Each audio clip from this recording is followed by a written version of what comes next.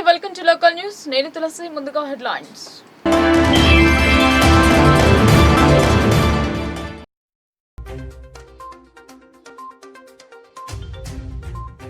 June 3 నుండి గ్రామాలలో భూభారతి సదస్సులు సమర్థవంతంగా దరఖాస్తుల స్వీకరణ జరపాలని అధికారులకు కలెక్టర్ ఆదేశాలు.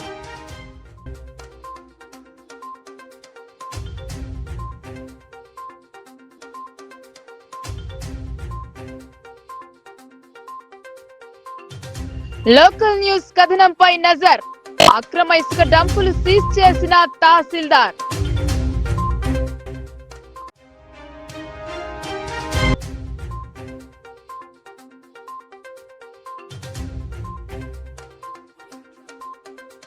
యాద్గార్పూర్ లో మొదలైన విగ్రహాల ప్రతిష్ఠా మహోత్సవం 3 రోజుల పాటు జరగనున్న కార్యక్రమం.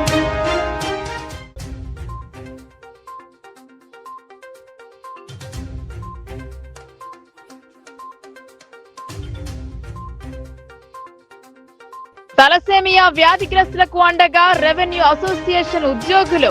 రక్తదానంతో ఉద్యోగులకు ప్రశంసలు.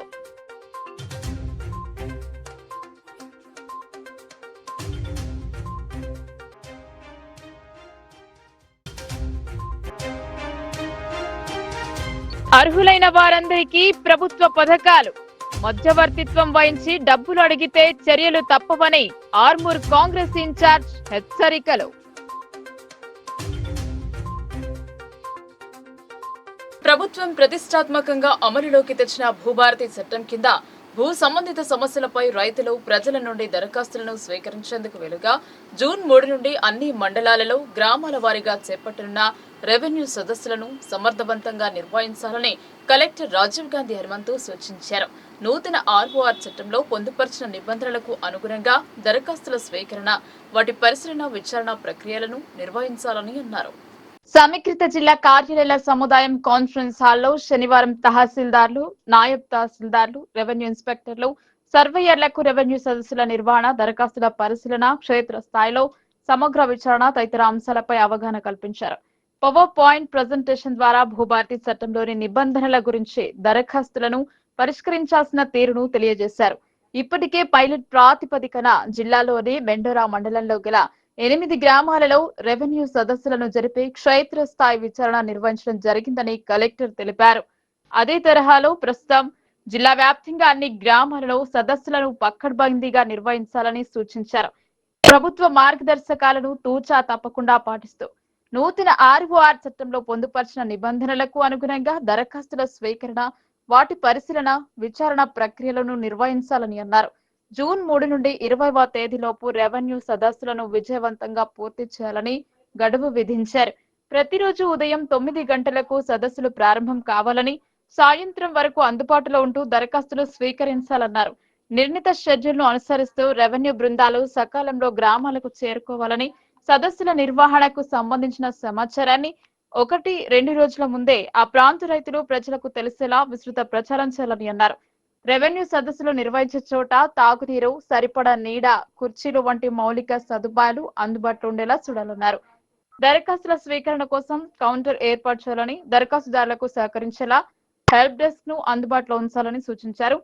ఎలాంటి తప్పిదాలకు తావు లేకుండా దరఖాస్తులు దాఖలు చేసేలా చూడాలని, రిజిస్టర్లలో సమగ్ర వివరాలను నమోదు చేస్తూ పూర్తి డేటాను కంప్యూటర్ ఆన్లైన్ లోను పొందుపరచాలని ఆదేశించారు. వచ్చిన ప్రతి దరఖాస్తును క్షుణ్ణంగా పరిశీలించి పక్కాగా ఫీల్డ్ వెరిఫికేషన్ నిర్వహించాలని, మొక్కుబడిగా కాకుండా ప్రతి అంశాన్ని ఎంతో జాగ్రత్తగా, సమగ్రంగా పరిశీలించాలని హితవు పలికారు. ప్రభుత్వ మార్గదర్శకాలు, భూభారతిలోని నిబంధనలపై పరిపూర్ణమైన అవగాహనను కలిగి ఉన్నప్పుడే తప్పిదాలకు తావు లేకుండా దరఖాస్తుల పరిశీలన, విచారణ ప్రక్రియలను నిర్వహించగలుగుతారని అన్నారు. ముందుగా డెస్క్ వర్క్ ద్వారా రెవెన్యూ రికార్డులతో దరఖాస్తులోని వివరాలను సమగ్రంగా పరిశీలన చేసుకోవాలని, అనంతరం క్షేత్రస్థాయికి వెళ్లి నిబంధనలకు అనుగుణంగా విచారణ జరపాలన్నారు. ఎలాంటి ఆరోపణలు, విమర్శలకు తావు లేకుండా విచారణ ప్రక్రియను పూర్తి నిబద్ధత, నిజాయితీగా నిర్వహించాలని సూచించారు.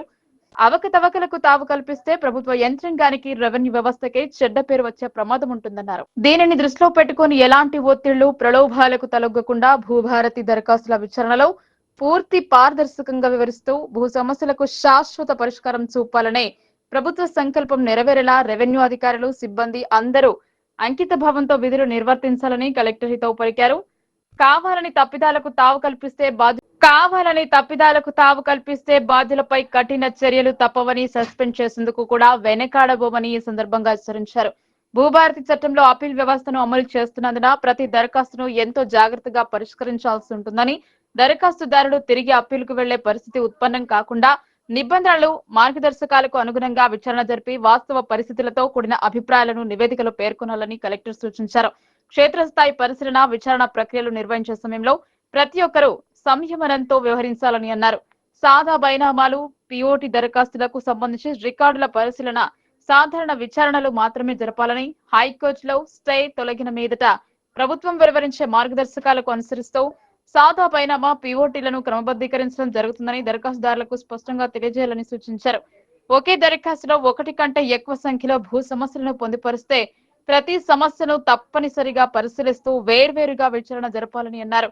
అవగాహన కార్యక్రమంలో అదనపు కలెక్టర్ కిరణ్ కుమార్, ఆర్జీఓలు రాజేంద్ర కుమార్, రాజగౌడ్, అన్ని మండలాల తహసీల్దార్లు, నాయబ్ తహసీల్దార్లు, ఆర్ఐలు, సర్వేర్లు పాల్గొన్నారు.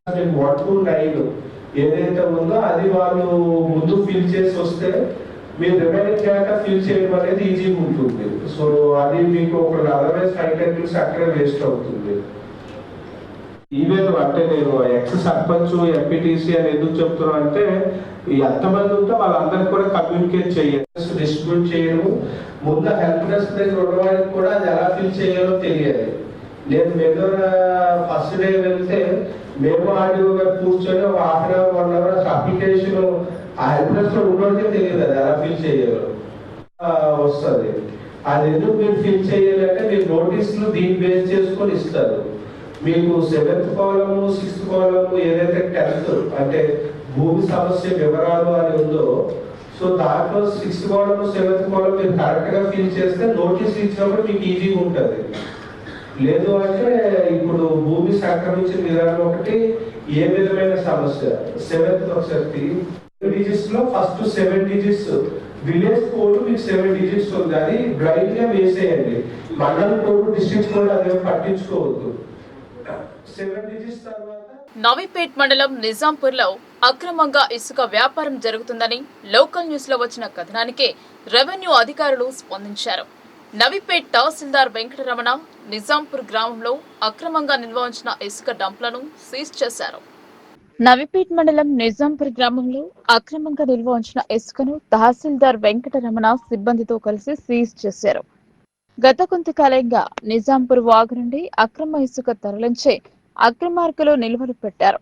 శుక్రవారం లోకల్ టీవీలో ఇసుకాసురుల అక్రమ దందా అంటూ వచ్చిన కథనానికి స్పందించిన తహసీల్దార్ గ్రామంలో అక్రమ ఇసుక నిల్వలను పరిశీలించి ఇసుక నిల్వలను సీజ్ చేశారు. గ్రామంలో అక్రమంగా నిల్వ ఉంచిన ప్రతి నిల్వలను సీజ్ చేయాలని తహసీల్దార్ వెంకటరమణ ఆర్ఐ నరేష్ కి బాధితులు అప్పచెప్పుతూ ఆదేశాలు జారీ చేశారు.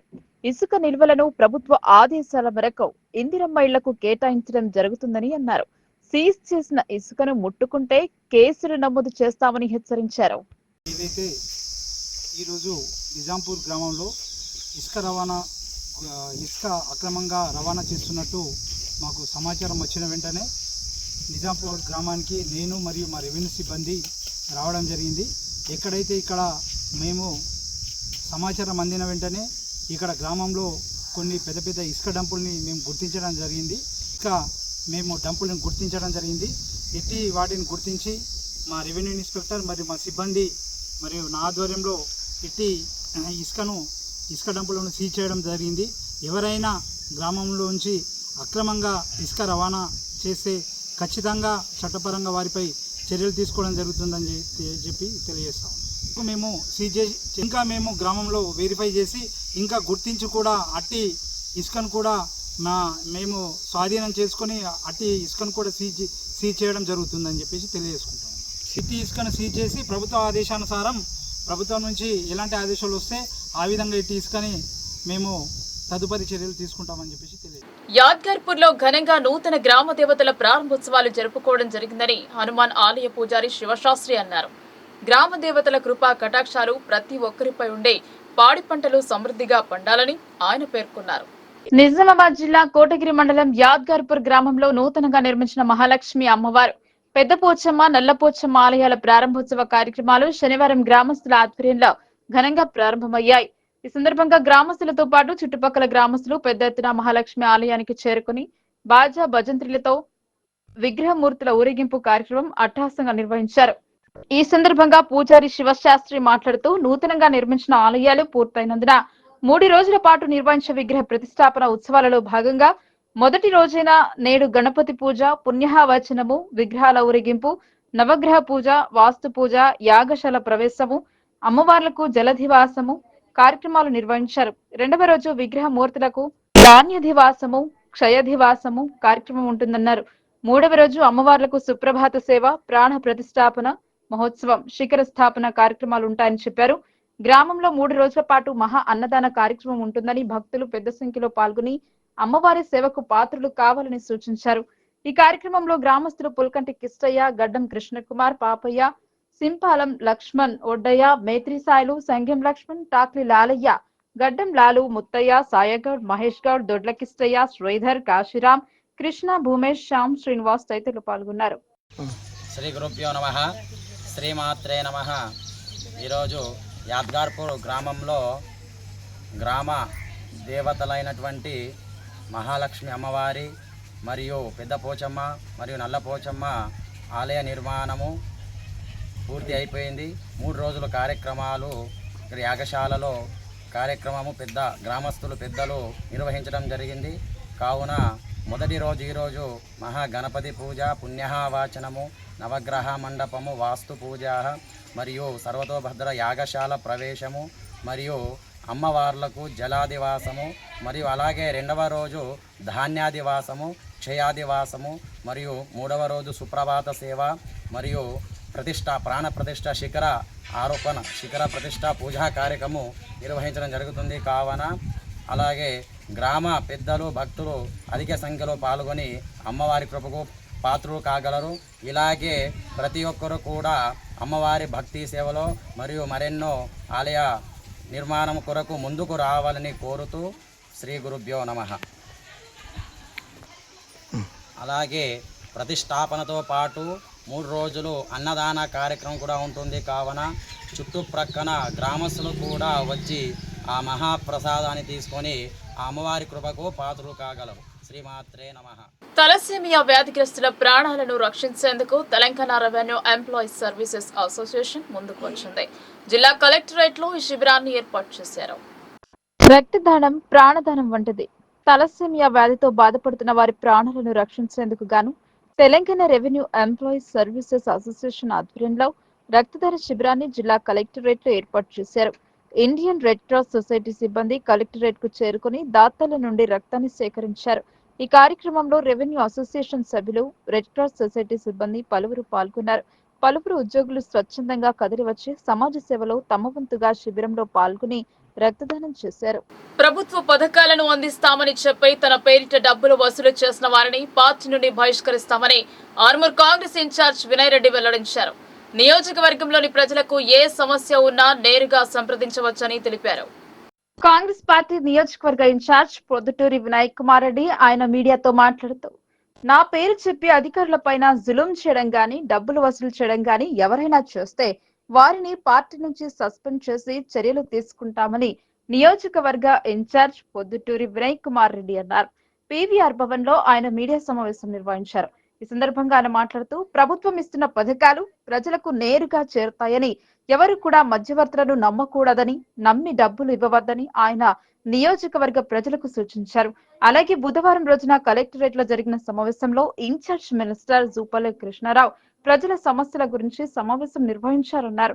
దానిలో ముఖ్యంగా ఇందిరమ్మ ఇండ్ల నిర్మాణం, రాజీవ్ యువ వికాసం, ధాన్యం కొనుగోళ్లపై నియోజకవర్గంలో ఎలా జరుగుతుందో అని అడిగి తెలుసుకున్నారని అన్నారు.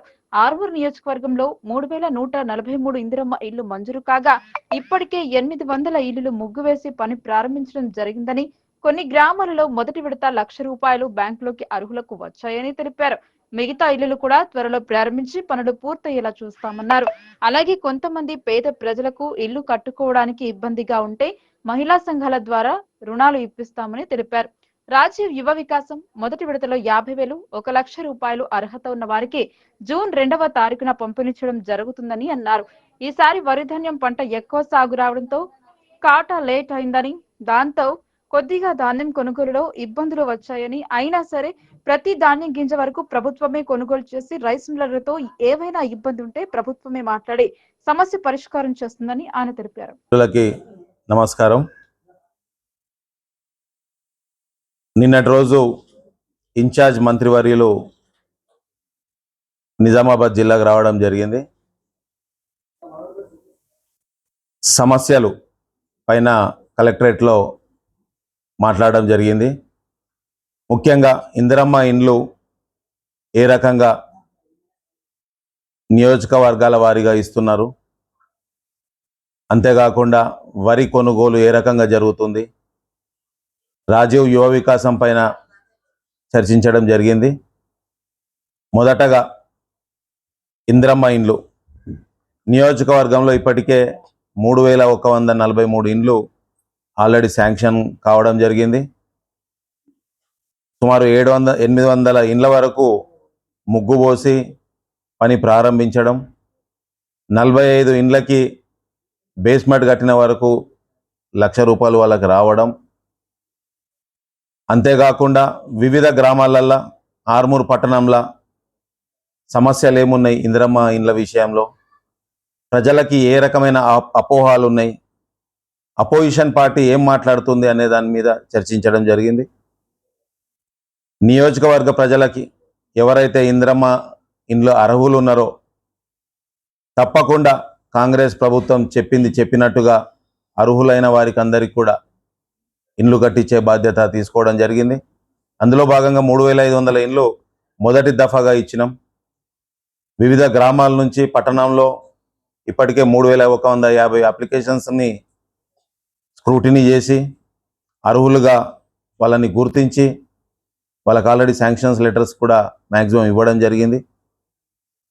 ఎవరన్నా ప్రజలు ఒకవేళ వాళ్ళకి ఎక్కడన్నా ఇబ్బందిగా ఉంటే కూడా, ఫైనాన్షియల్గా ఇబ్బందిగా ఉంటే కూడా, చాలామందికి ఆ ఇబ్బంది ఉందని తెలవడం జరిగింది.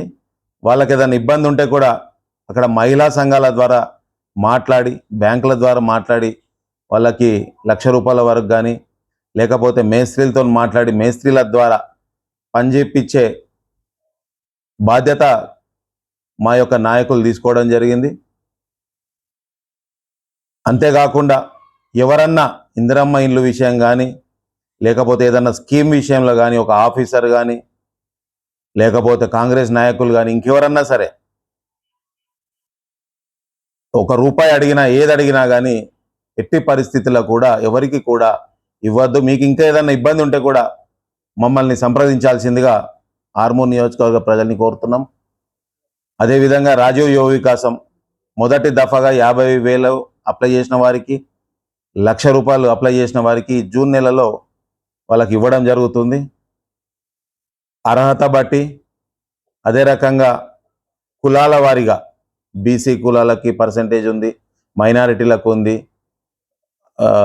ఎస్టీ ఎస్సీ అందరికీ కూడా మండల వారీగా, పట్టణ వారీగా వాళ్ళకి కోటా ఇవ్వడం జరిగింది. అవన్నీ కూడా తొందరలోనే జూన్ 2 వరకు మేము లిస్టు అంతా కూడా ఎంపీడీఓ గారికి పంపించడం జరుగుతుంది. అర్హులైన వారికి, పార్టీలకు అతీతంగా అర్హులైన వారికి అందరికీ కూడా ఇచ్చే కార్యక్రమం మేము తీసుకోవడం జరిగింది. ఆ విషయంలో కూడా ఎవరికి కూడా ₹1 కూడా ఇవ్వకుండా నిజాయితీగా మీరు తీసుకోవాల్సిందిగా కోరుతున్నా. అంతేకాకుండా నియోజకవర్గంలో ఇంకా ఏదైనా సమస్య ఉన్నా సరే మా నాయకుల్ని సంప్రదించండి. ఏ గ్రామంలో అయినా, ఎక్కడ నియోజకవర్గంలో, పట్టణంలో అయినా సరే మీకు ఇంకే రకమైన సమస్య ఉన్నా, ఎవరైనా ఇబ్బంది పెట్టినా మమ్మల్ని సంప్రదించే ప్రయత్నం చేయండి. నిన్న మొన్న ఒకటి సోషల్ మీడియాలో హేమంత్ చారి అనే విషయాన్ని చూడడం జరిగింది. పేపర్లో కూడా నిన్న మొన్న ఆంధ్రప్రభలో, ప్రజాశంకరంలో రావడం జరిగింది. ప్రతి దాంట్లో కూడా బురద జల్లే ప్రయత్నం చేస్తారు అపోజిషన్ పార్టీ. బీజేపీ అనే పార్టీ చేసేదేముండదు. వీళ్ళు వట్టిగానే అపోహలు క్రియేట్ చేయడం, సోషల్ మీడియాలో పెట్టడం చేస్తుర్రు. ఏదైతే హేమంత్ చారి ఆయన పైన మనం కూడా నిన్న ఈరోజు ఎంక్వైరీ చేసినాం. అసలు ఏంది అనేది చూస్తే మెజారిటీ అప్లికేషన్స్ ఆయన ఇప్పించింది టీఆర్ఎస్ సంబంధించిన వాళ్ళకే ఇప్పించిండు. దాంట్లో మాజీ ఎమ్మెల్యే జీవన్ రెడ్డి తమ్ముడు రాజేశ్వర్ రెడ్డికి సంబంధించిన అంకాపూర్ ఇంటి పైన సుమారు 4,10,00,000 రూపాయలు ఎస్బీఐ బ్యాంకులు ఇచ్చారని చెప్పి కూడా తెలవడం జరిగింది. దానిపైన నిన్న ఏసీపీ గారితో మాట్లాడడం జరిగింది. ఇవాళ రేపు సిపి గారిని కూడా కలిసి పూర్తిగా ఏ రకమైన అప్లికేషన్స్ పెట్టిర్రు, దాంట్లో డాక్యుమెంట్స్ ఇల్లీగల్గా ఏమేమి తయారు చేసిర్రో, ఏ రకంగా వీళ్ళు లోన్లు తీసుకున్నారో అవన్నీ కూడా పూర్తిగా తీయాలని చెప్పి కూడా మేము రిక్వెస్ట్ చేయడం జరిగింది. జిల్లాలో కొన్ని పాఠశాలలు సిబిఎస్ఈ పాఠశాలలని తప్పుడు ప్రచారం చేస్తూ అడ్మిషన్లు చేస్తున్నారని, దీనివల్ల విద్యార్థుల భవిష్యత్ నాశనం చేసే కుట్ర పన్నుతున్నారని సిబిఎస్ఈ పాఠశాల సంఘం ప్రతినిధులు ఆరోపించారు. జిల్లాలో కేవలం 7 సిబిఎస్ఈ పాఠశాలలు మాత్రమే ఉన్నాయన్నారు. మాధవనగర్లోని ఎస్ఎస్ఆర్ డిస్కవరీ సిబిఎస్ఈ పాఠశాలలో ఏర్పాటు చేసిన మీడియా సమావేశంలో సంఘం అధ్యక్షులు సంతోష్ కుమార్, కార్యదర్శి ముజీబ్, మారియా గౌడ్, పవన్ కుమార్, లక్ష్మీ నరసింహలు పాల్గొన్నారు. సంతోష్ కుమార్ మాట్లాడుతూ సిబిఎస్ఈ కోసం దరఖాస్తు చేసుకున్నంత మాత్రాన వాటికి అఫిలియేటెడ్ ఉండదన్నారు. అమాయక తల్లిదండ్రులను కొందరు పాఠశాల యాజమాన్యాలు సిబిఎస్ఈ పాఠశాలల పేరుతో తప్పుడు ప్రచారం చేస్తున్నారని, దీని విషయం జిల్లా విద్యాధికారితో పాటు జిల్లా కలెక్టర్ ను కలిసి విన్నవిస్తున్నారు. ఆర్మూర్లో 2, నిజామాబాద్ 4, ఆర్మూర్లో 2, నిజామాబాద్ లో 4, జన్నెపల్లిలో 1 సిబిఎస్ఈ పాఠశాలలు ఉన్నాయన్నారు. సిబిఎస్ఈ కోసం దరఖాస్తు చేసుకున్నంత మాత్రాన సిబిఎస్ఈ పాఠశాల అని తప్పుడు ప్రచారం చేసి విద్యార్థుల భవిష్యత్తుతో ఆటలాడుతున్నారని ఆందోళన వ్యక్తం చేశారు. నిజామాబాద్ లో తల్లిదండ్రులను చాలా స్కూల్స్, ప్రైవేట్ స్కూల్స్, ఎస్పెషల్లీ కొత్తగా వచ్చిన స్కూల్స్ మిస్లీడ్ చేస్తున్నాయి. ఏమని అంటే ఆ స్కూల్స్ బెస్ట్ సిబిఎస్ఈ స్కూల్స్ అని, లేదా సిబిఎస్ఈ అఫిలియేటెడ్ అని, లేదా సిబిఎస్ఈ సిలబస్ అని చెప్పేసి చేస్తున్నాయి. మీకు ప్రఖ్యాతంగా తెలియజేయడం, నిజామాబాద్ టౌన్లో కేవలం 4 స్కూల్స్ మాత్రమే సిబిఎస్ఈ స్కూల్స్. అది Navabharathi global school, SSR discovery, knowledge park and presidency. And అవుట్స్కట్స్లో ఉన్న 2 స్కూల్స్ ఏమంటే ఆర్మూర్లో 2 స్కూల్స్ ఉన్నాయి, క్షత్రియ అండ్ సెయింట్ ఆన్స్. అట్లాగే జన్నపల్లిలో 1 స్కూల్. అంటే మొత్తం కూడా 7 స్కూల్స్ మాత్రమే ఈ సిబిఎస్ఈ అఫిలియేటెడ్ స్కూల్స్. ఇవి తప్ప ఏ స్కూల్స్ కూడా అఫిలియేషన్ అవ్వలేదు. కాబట్టి ఇందులో తెలియజేయడం అనగా ఈ ప్రజలని, తల్లిదండ్రులని, ముఖ్యంగా యంగ్ పేరెంట్స్ని ఎవరికైతే సిబిఎస్ఈ తెలియదో వాళ్ళను మిస్లీడ్ చేస్తూ చాలా స్కూల్స్ బహిరంగంగా బెస్ట్ సిబిఎస్ఈ స్కూల్ అని చెప్పి సిబిఎస్ఈ సిలబస్ అని చెప్పేసి ఈ విధంగా మిస్లీడ్ చేస్తున్నాయి. దీంట్లో భాగంగా మేము డిఓ గారికి కూడా కంప్లీట్ ఇవ్వబోతున్నాము, అలాగే కలెక్టర్ కూడా రిప్రజెంట్ ఇవ్వబోతున్నాము. At the same time we also representing the CBSE board also, like this what happening here అని చెప్పేసి. సో ఇది మీ ద్వారా మొదలకు పోవాలని కోరుకుంటున్నాం. మా 4 ఇవి తప్ప ఏ స్కూల్స్ కూడా సిబిఎస్ఈ అఫిలియేటెడ్ స్కూల్స్ కావు, ఇది స్పష్టం. ఇంకోటి సిబిఎస్ఈ స్కూల్స్లలో చాలా మంది మాకు 8th వరకు ఉంది, 1st to 5th ఉంది అని మాట్లాడతారు. యాక్చువల్గా మీకు తెలియజేసి ఏంటంటే సిబిఎస్ఈలో SC stands for secondary education. So secondary education వాళ్ళు ఇచ్చేది 9th పైన ఇస్తారు, తప్పితే 8th వరకు గవర్నమెంట్ జరగదు. యాక్చువల్గా స్పెషల్గా 8th వరకు సిబిఎస్ఈ అనేది జరగదు. సో 8th వరకు ఆప్షన్ ఏముంటుందంటే ఏదైనా సిలబస్ బుక్స్ వాడుకోవచ్చని ఒక ఫ్రీడమ్ ఉంది, కానీ అది ఒక అప్లికేషన్ ఏం లేదు దానికి. సో అది మీరు గమనించాలి. సో ఎవరైనా విధంగా మిస్లీడ్ చేస్తామంటే ప్రజలని మనము అవేర్ చేయాల్సిన అవసరం మాకుంది. అదేవిధంగా పత్రికా ముఖ్యంగా మీడియాకి అండ్ ప్రింట్ మీడియాకి. వచ్చినటువంటి స్కూల్స్ స్టేట్ బోర్డ్ పర్మిషన్ ఉన్నదా, మీకు సెంట్రల్ బోర్డ్ పర్మిషన్ ఉన్నదా అనేటువంటిది పబ్లిక్ అంటే పేరెంట్స్ చెప్పకుండా కేవలం సెంట్రల్ బోర్డు పర్మిషన్ ఉన్నది, సిలబస్ వాడుతున్నాము, లేకపోతే బుక్స్ వాడుతున్నాము అనేటువంటి రకరకాల పేర్లతోటి పేరెంట్స్ని మిస్లీడ్ చేసి అడ్మిషన్స్ చేసుకున్న తర్వాత రేపు పిల్లలు సెంట్రల్ బోర్డ్ ఎగ్జామినేషన్స్ కనుక రాయకపోతే పిల్లల లైఫ్ స్పాయిల్ అవుతుంది అనేటువంటి విషయం ఒక్కసారి మీ అందరికీ తెలియజేయాలనేటువంటి ఉద్దేశంతో మేమందరం దగ్గరికి రావడం జరిగింది. అలాగే తల్లిదండ్రులు కూడా స్కూళ్ళకు వెళ్ళినప్పుడు అఫిలియేషన్ ఉన్నది అంటే అఫిలియేషన్ కాపీ అడగండి, లేకపోతే వాళ్ళ వెబ్సైట్లో ఎక్కడున్నదో చూపించమని అడిగితే సెంట్రల్ బోర్డ్ పర్మిషన్ ఉన్నట్టయితే అప్పుడు మాత్రమే ఆ స్కూళ్ళల్లో పిల్లల్ని జాయిన్ చేస్తే మీకు మంచి ఎడ్యుకేషన్ దొరుకుతుంది అనేటువంటి విషయాన్ని నేను గమనించగలను. అలాగే మేము త్వరలోనే కలెక్టర్ గారికి అలాగే డిఈఓ గారికి central boards of school Delhi కూడా మేము ఇక్కడ ఉన్నటువంటి స్కూళ్ళ మీద ఎవరెవరైతే అఫిలియేషన్స్ లేకుండా ఎవరైతే సిబిఎస్ అని చెప్తున్నారో వాళ్ళ లిస్టును పంపించేటువంటి ఏర్పాటు చేస్తాము. వాళ్ళు స్కూళ్ళ మీద తగినటువంటి చర్యలు తీసుకోవడం అనేటువంటిది తప్పకుండా సెంట్రల్ బోర్డ్ చేస్తుందనేటువంటి విషయం.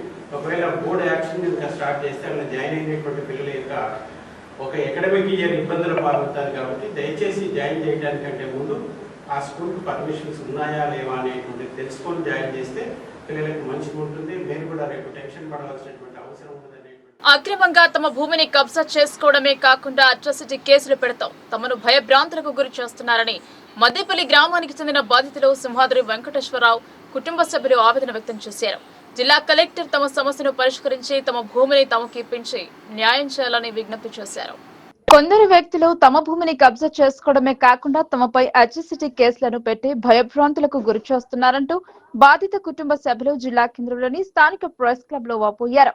నవీపేట్ మండలం మద్దేపల్లి గ్రామానికి చెందిన భూ బాధితులు మీడియా సమావేశం నిర్వహించారు. ఈ సందర్భంగా బాధిత కుటుంబ సభ్యులు సింహాద్రి వెంకటేశ్వరరావు కుటుంబ సభ్యులు మాట్లాడుతూ ధరణిలో కొన్ని తప్పిదాల కారణం చేత సంబంధిత అధికారులు చేసిన పనితో ఈ పరిస్థితి తనకు వచ్చిందన్నారు. తాము నిరుపేదలమని తమ భూమిని కబ్జా చేసుకోవడానికి కొందరు వ్యక్తులు ప్రయత్నించడమే కాకుండా తాము పండించిన పంటను కూడా రాత్రికి రాత్రే కోసుకుని వెళ్లడంతో ఏంటని ప్రశ్నించగా తమపై దౌర్జన్యానికి పాల్పడుతూ అట్రాసిటీ కేసులను పెట్టారని ఆవేదన వ్యక్తం చేశారు. పలుమార్లు జిల్లా కలెక్టర్ వద్దకు వెళ్లి తమ గోడును వెలిబిచ్చుకున్నామని చెప్పారు. అక్రమ కబ్జాదారులతో తమకు ప్రాణ భయం ఉందని తమ భూమిని తమకు ఇప్పించి న్యాయం చేయాలని బాధిత కుటుంబ సభ్యులు సంబంధిత జిల్లా ఉన్నత అధికారులకు విజ్ఞప్తి చేశారు. ఈ సమావేశంలో బాధితులతో పాటు తమ గ్రామస్తులు పాల్గొన్నారు.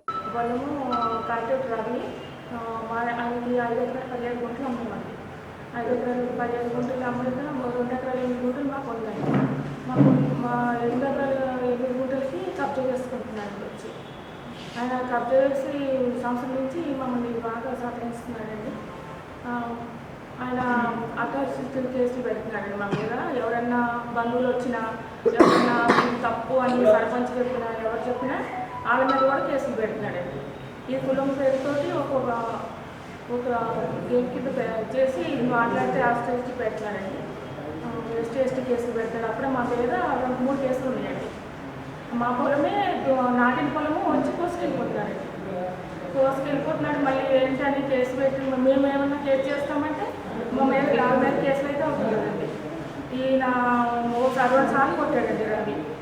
ఒకసారి ఏమో పొలము కౌలు చేసే అతను సంతోష్ మోహన్ వాళ్ళు వచ్చి నా టవల్తో ఊరేసినట్టు చేశారండి. మొన్న అండి రీసెంట్గా 15 రోజుల క్రితం అండి ఈయన మీద ఊరేసారండి. ఆయన ఎప్పటికప్పుడు పొలం మీదకి వస్తున్నాడంటే ఆయన భార్య అతను వాళ్ళ అమ్మ ముగ్గురు వస్తున్నారండి. ఉమ్మ అంటే వాళ్ళ భార్య ఆమె కూడా వచ్చిందండి కొట్లాడికి. ఈయన ఏమన్నంటే మీ అమ్మాయిలు 2 అమ్మాయిలు అయ్యారు, మీ అమ్మాయిల సంగతి బయట చూసుకుంటాం, లేకపోతే నేను చంపేస్తా, ఈ మాటలు మాట్లాడతానండి. అయితే మళ్ళీ కేసులు పెడతాను, మీరు కోర్టు చుట్టూరు తిరిగి సావాలి, అప్పుడు పొలం వదిలేస్తారా అంటున్నాడండి. మీరు కేసు పెట్టిరా? 3 కేసులు పెట్టేస్తాను మా మీద. నాన్నగారు చంపితే 25 సంవత్సరాల నుంచి జైల్లో వాళ్ళు ఉన్నారు. 5 ఎకరాల 17 మొత్తం రిజిస్ట్రేషన్ చేసి చెప్తారు. వాళ్ళ నాన్న మొత్తం కొన్నాడు. కొంటే పైసలు వెళ్ళక పైసలు వెళ్ళి కాడికి రిజిస్ట్రేషన్ చేసేయండి ఉన్న భూమి ఉంచుకోవడానికి. అయితే అప్పట్లోనే రిజిస్ట్రేషన్ చేస్తాను సార్. 5 ఎకరాల 17 మొత్తం రిజిస్ట్రేషన్ చేస్తాం. వాళ్ళ పొలంలో వాళ్ళు ఉంటున్నారు, మా పొలంలో మేము ఉన్నాం. ఇప్పుడు మొన్న ధరణి వచ్చిన కానీ ఈయన వచ్చాడండి రవి. వాళ్ళ నాన్న చనిపోయాడు. అప్పటి గొడవ మేము ఎవరు రాలేదు.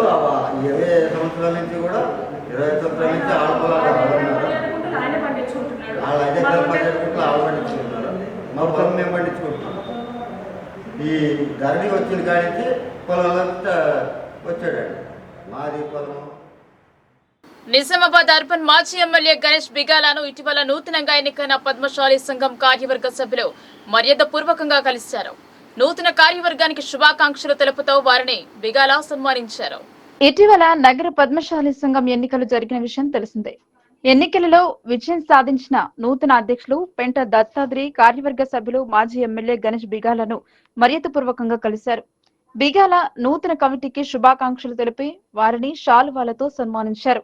కలిసిన వారిలో పద్మశాలి సంఘం ఉపాధ్యక్షులు ఎనుగందుల మురళి, కన్న దుబ్బరాజం, బాగుల శ్రీనివాస్, ప్రధాన కార్యదర్శి చౌటి భూమేశ్వర్, కార్యదర్శులు అవధూత రాములు, ఎనుగందుల సుభాష్, భూస రవి, కోశాధికారి మోర సాయిలు, ప్రచార కార్యదర్శి భూస శ్రీనివాస్, కార్యనిర్వాహక కార్యదర్శి కస్తూరి గంగరాజు, కుల సంఘ నాయకులు సత్యపాల్, బిల్లా మహేష్, భాస్కర్ తదితరులు ఉన్నారు.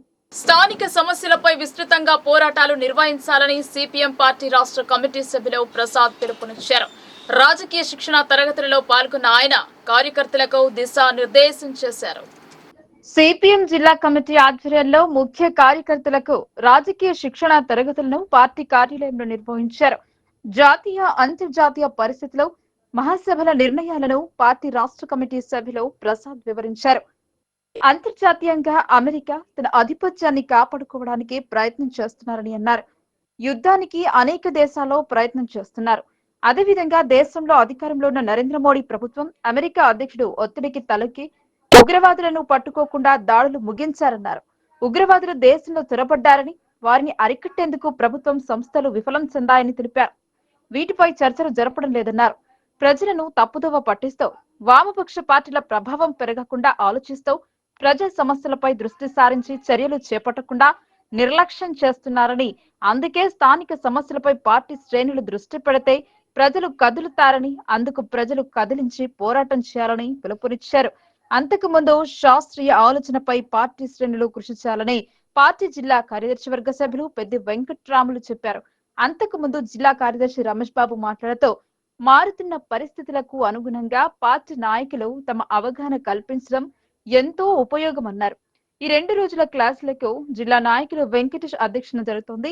ఇందులో పార్టీ నాయకులు Sujatha, Suresh, Y Gangadhar, K Gangadhar, Yellaiah, Shilpalingam, K Balaiah, Sailu, Bhoomaiah, Anjaiah, Anitha, Uddhav, Dinesh, Vishal తదితరులు పాల్గొన్నారు.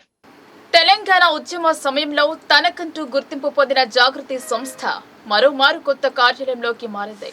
తెరాస కాస్త భారత రాష్ట్ర సమితిగా మారడం, జాగృతి సేవలను దేశవ్యాప్తం చేయాలని భారత జాగృతి అని నామకరణం చేశారు. ఇది కాస్త అనుకూలించకపోవడంతో తిరిగి తెలంగాణ జాగృతిగా మార్చారు. కవిత నివాసం పక్కనే ఒక భవనంలో జాగృతి కార్యాలయాన్ని ప్రారంభించారు. తెలంగాణ రాష్ట్ర సాధన కోసం జరిగిన ఉద్యమంలో జాగృతి పాత్ర మరువలేనిది. తెలంగాణ అస్తిత్వాన్ని ప్రజలకు వివరించేందుకు జాగృతి ఎన్నో రకాల కార్యక్రమాలను నిర్వహించింది. తెలంగాణ జాగృతి అధ్యక్షురాలిగా కవిత వ్యవహరించి అప్పటి 10 జిల్లాల్లో కమిటీలను వేశారు. ఉద్యమానికి అండగా ముందుకు సాగారు. 2022లో తెలంగాణ రాష్ట్ర సమితి కాస్త భారత రాష్ట్ర సమితిగా మార్పు కావడంతో భారత జాగృతిగా మార్పు చేశారు. ఇటీవల భారత జాగృతిని తిరిగి తెలంగాణ జాగృతిగా మార్చారు. జాగృతి ఆధ్వర్యంలో బీసీలకు రిజర్వేషన్లు, పలు రకాల అంశాలపై ఎంఓసీ కవిత కార్యక్రమాలు జరిపారు. ఇటీవల కాలంలో బీఆర్ఎస్ పార్టీలో చోటు చేసుకున్న పరిణామాల నేపథ్యంలో కవిత ఆమె గృహానికి దగ్గరలో జాగృతి కార్యాలయాన్ని ప్రారంభించారు. భర్త అనిల్తో కలిసి పూజలు చేశారు. ఇక్కడ భారత రాష్ట్ర సమితి కార్యకర్తలు, నాయకులు కనిపించలేదు.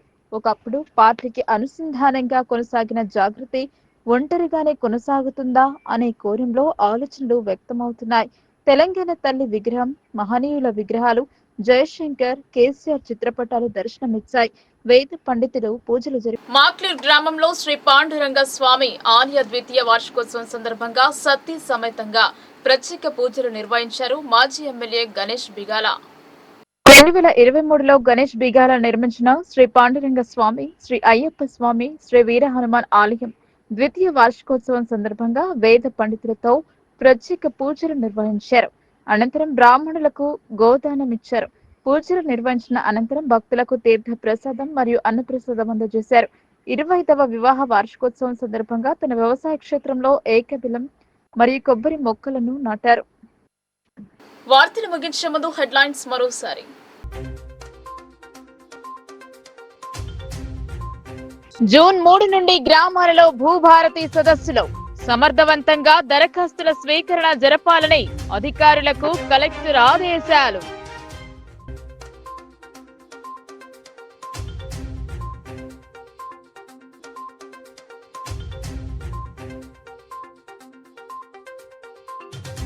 లోకల్ న్యూస్ కథనంపై నజర్.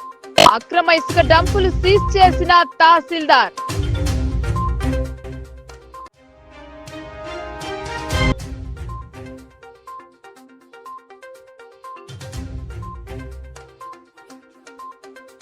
యాద్గార్పూర్ లో మొదలైన విగ్రహాల ప్రతిష్ఠా మహోత్సవం 3 రోజుల పాటు జరగనున్న కార్యక్రమం.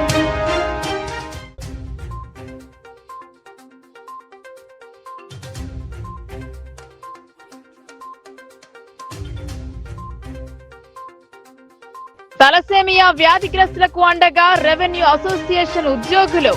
రక్తదానంతో ఉద్యోగులకు ప్రశంసలు.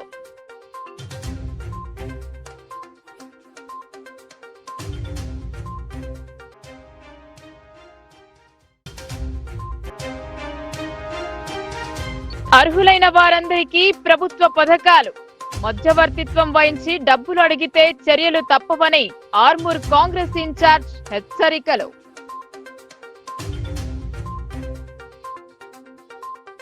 ఈ వార్తలు ఇంతటితో సమాప్తం. తిరిగి ప్రసారమయ్యే వార్తల్లో మళ్ళీ కలుద్దాం. అంతవరకు చూస్తూనే ఉండండి మీ లోకల్ న్యూస్. మన ఊరు మన వార్త.